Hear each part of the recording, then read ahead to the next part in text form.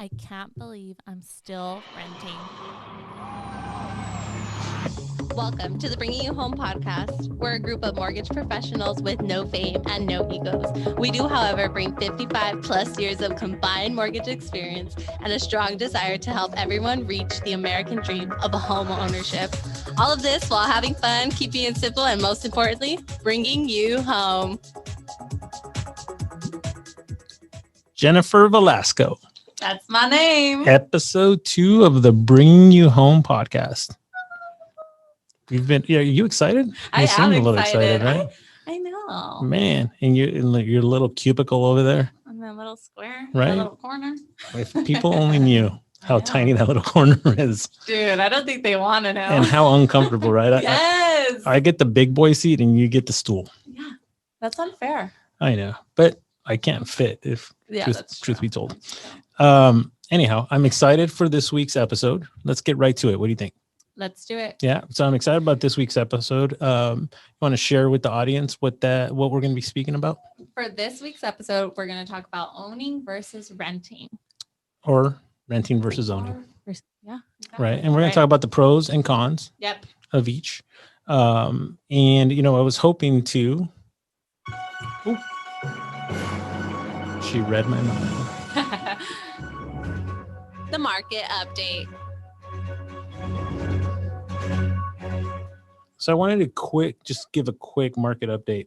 Again, nothing too technical, but I just wanted to share, and I think this topic is going to kind of leapfrog us into what we're going to talk about this entire episode, renting versus owning. But housing prices fell for the first time in 3 years. Are you aware of that? I've been keeping up. Yeah. Yeah. So nationally, it's down 0.77%. But in California, how much do you think it dropped? 3%. 4.3% in California. So it's a much larger drop, right, than the rest of the country. In California alone? In California alone. Wow. Right? But to be, when you think about it, right? I mean, the price of housing is expensive in California. So right. So we're seeing a little market correction.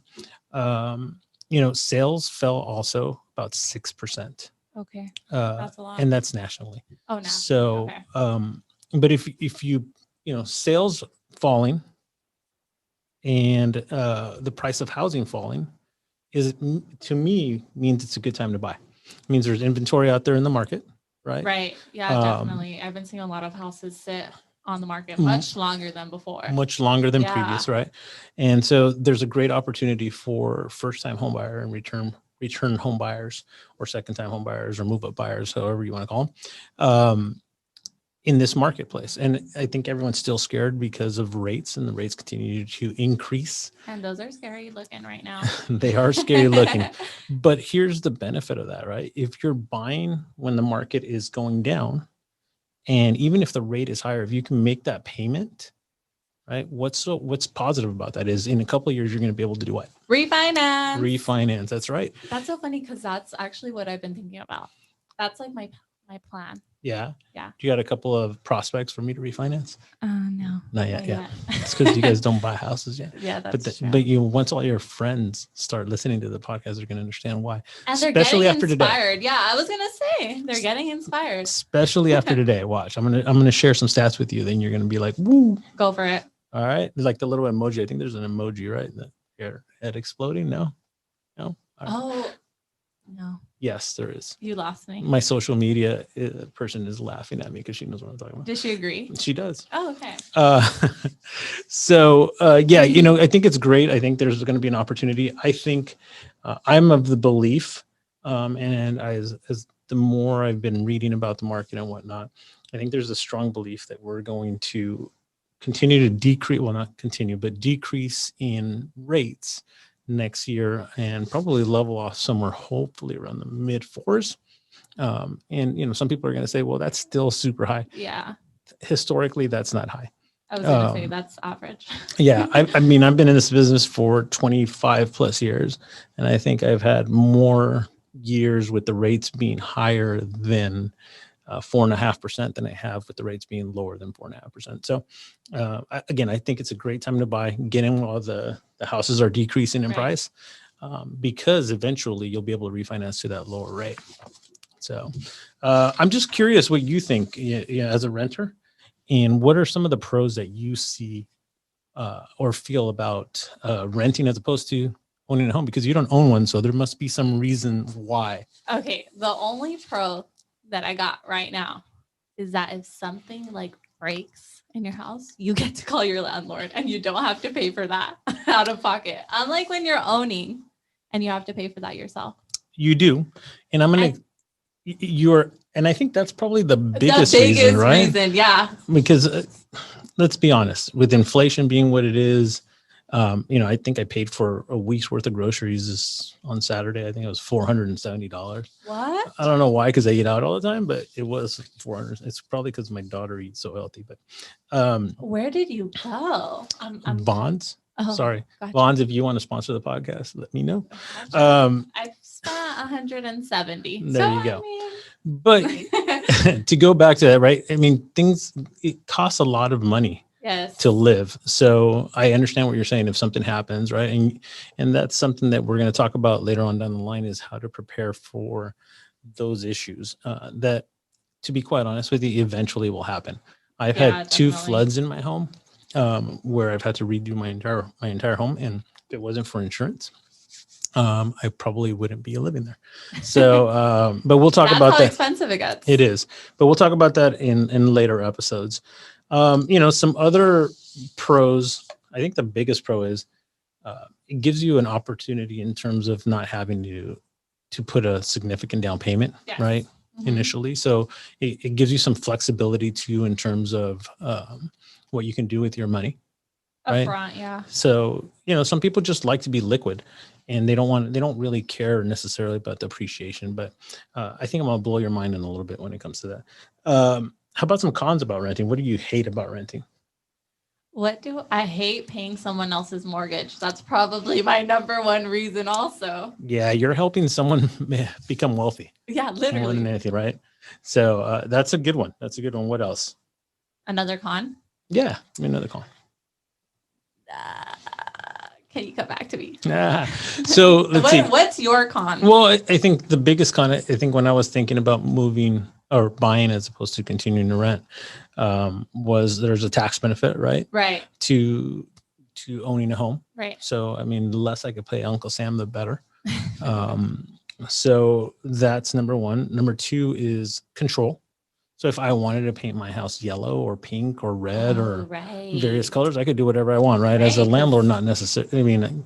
I'm sorry, as a tenant, I can't necessarily do that on the outside, maybe on the inside, but it comes at a price. Sometimes not even on the inside. Yeah. So I think that's a definite con. Right. You mentioned appreciation, right? So not being able to, not owning, right? I don't have that appreciation, that wealth that keeps growing. Right.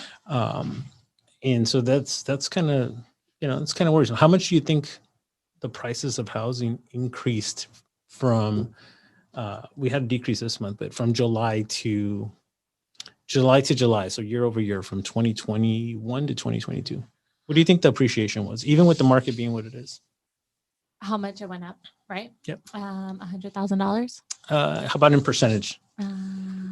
I think you said this before, and I hope I remember. I think you said like 70%. 16%. Oh, yeah, 16? You're pretty close. I'm obviously not So you're listening.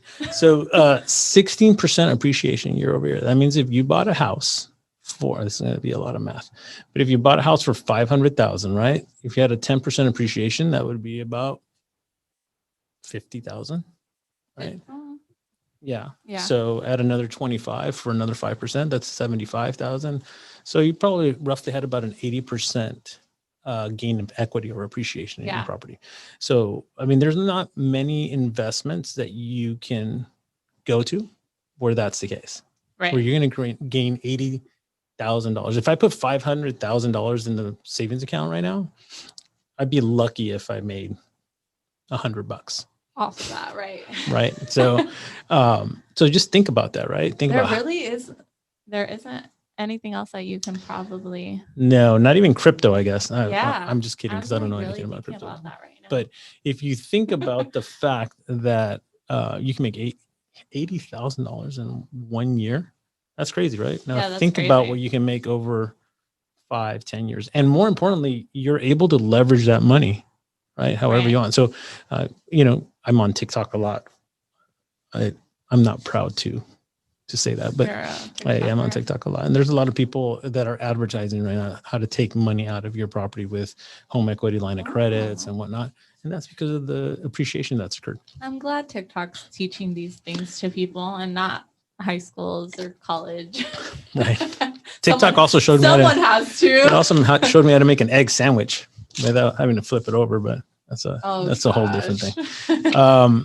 So, I mean, those are some positives, right? Right. About owning, and some negative, the biggest negative to owning a home, quite frankly, is what you said. Right. Those unexpected costs. But like I said, in later episodes, we'll tell you how you can minimize the risk of that.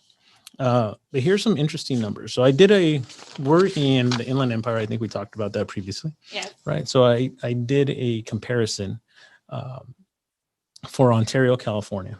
And, these are not, every house, every unit, 2-3 bedrooms, all that's going to vary, but just took an average. How much do you think it costs to rent in Ontario, California today? On average. Okay, I was gonna say about 2,100. 2,500. Dang. $2,500. Yeah, that's crazy. No huh? way. Yeah, that's what it costs to live next to the mills. Oh yes. So what do you think a monthly payment is on if you purchase the house? 2,100. No, I wish it was that easy, right? But no, you're looking at a payment of about $3,350. Wow. That's at a 5.5% rate. Now, rates probably gone up a little bit since then, but still give you a general idea. So if you're looking at a payment of $3,300 as opposed to $2,500, you're saying, okay, $800 more. That's a substantial amount, but that includes your taxes, your insurance, your mortgage insurance. So it includes all that stuff. So if you did so right now it seems like it's a lot more, right? But how much do you think rent is projected in, let's say, 9 years?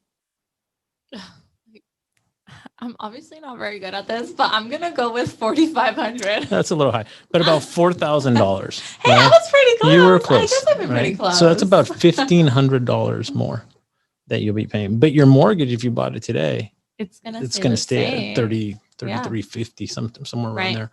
Now, the beauty of it is I also told you can refinance, right? So if we refinanced in 6 or 12 months, we'd be able to get that rate even lower. Lower, right? Yeah. So ultimately, yes, you're paying a little bit more now, but as you continue to move the timeline forward, right, you'll see a definite benefit by owning as opposed to renting. You had a question? Yeah, I was gonna say, I think, and that's where people are hesitant to own a house because you're not thinking about the future. Like you mentioned, in a couple months, you can refinance that payment. It could be lower, or you're not taking into consideration how much more the rent would increase in these next couple of years. Exactly. But check this out. This is like does that come with age? I don't know. Obviously. We're still on this. But this goes, let me give you the biggest. I think that was pretty incredible in my opinion, right? Yeah, but check this out.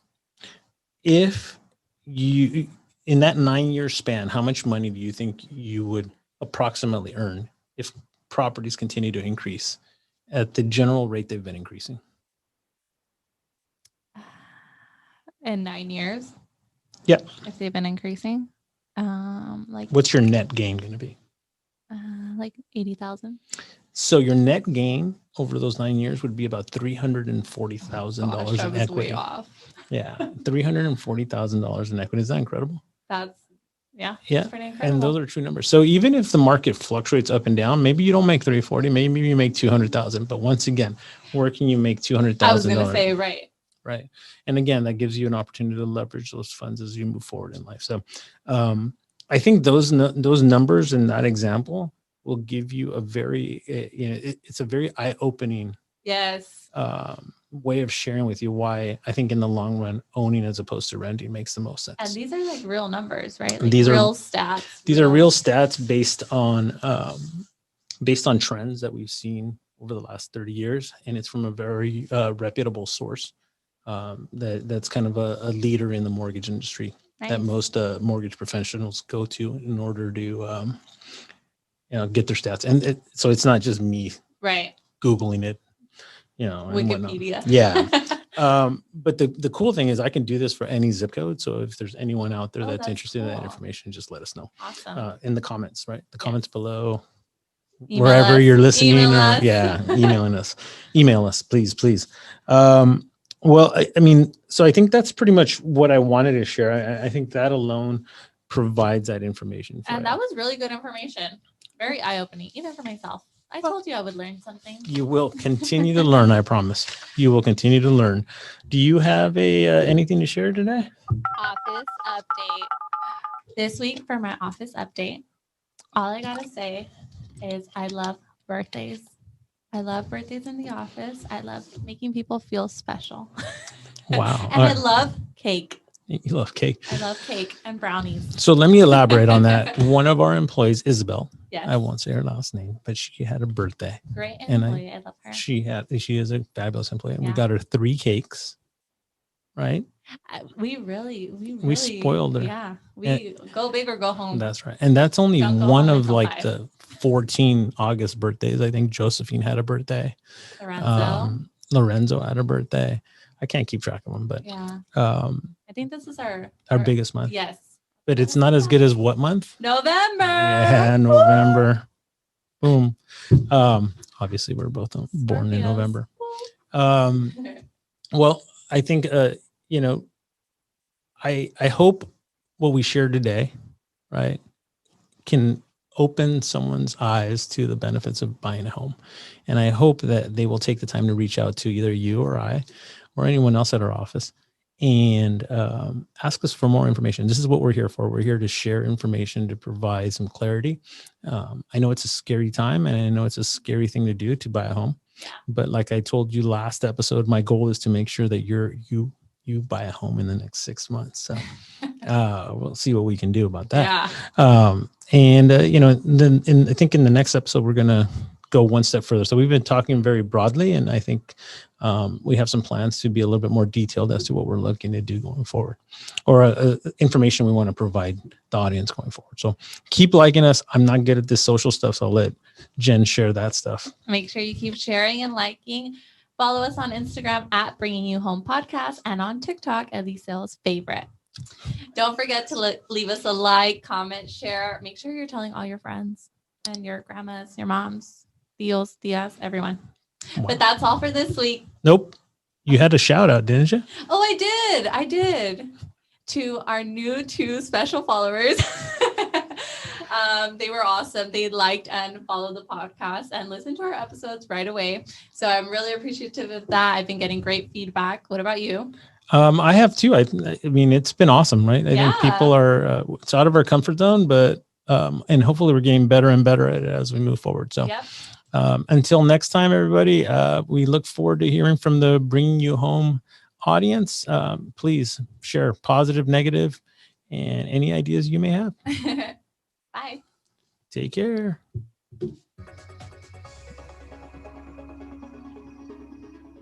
Thank you all for tuning in. Glad we were able to provide you with some useful information while bringing a little joy to your lives. Like, subscribe, and share on all social media platforms. We want to interact with you by answering your questions and having you as part of the community. We look forward to bringing you home.